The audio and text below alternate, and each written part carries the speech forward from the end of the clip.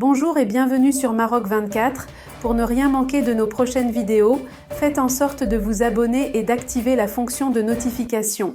Aujourd'hui, mardi 2 janvier 2024, on va décortiquer l'absurde invitation de Tebboune à Macron pour une visite parisienne. Un geste sans précédent où un président algérien, pour la première fois, adresse ses vœux du Nouvel An par téléphone à son homologue français.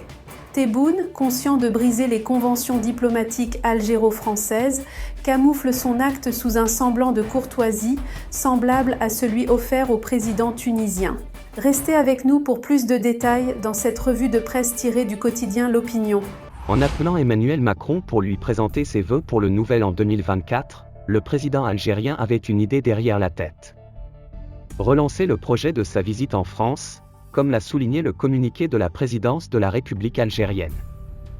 Une visite que l'Élysée semble avoir classée une fois pour toutes, après les cycliques crises provoquées par Alger, et surtout l'annulation en dernière minute de la visite programmée pour le 2 mai dernier.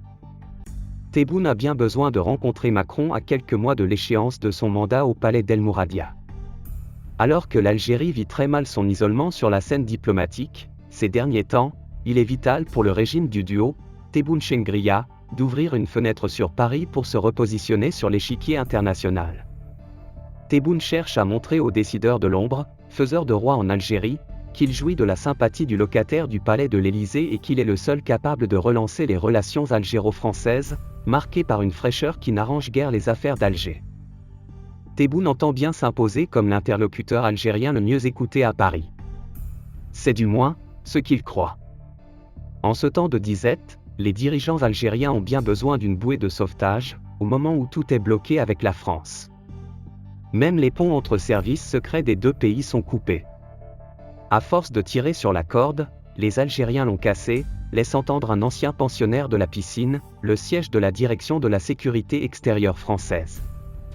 Et un observateur averti des relations algéro-françaises d'ajouter « Macron a vaillamment résisté, face aux opposants à sa politique algérienne, mais n'ayant rien obtenu d'Alger, il a fini par laisser tomber. » Paris s'est carrément tourné vers Rabat, et a clairement exprimé sa position favorable aux thèses marocaines, sur le dossier du Sahara, en confirmant adhésion totale au plan d'autonomie proposé par le royaume alawite.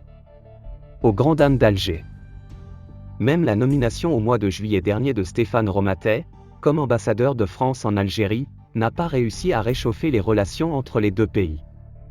Tebboune l'a reçu à 2 reprises au siège de la présidence depuis son installation à Alger. Mais, il n'a rien vu venir pour relancer le projet de sa visite à Paris.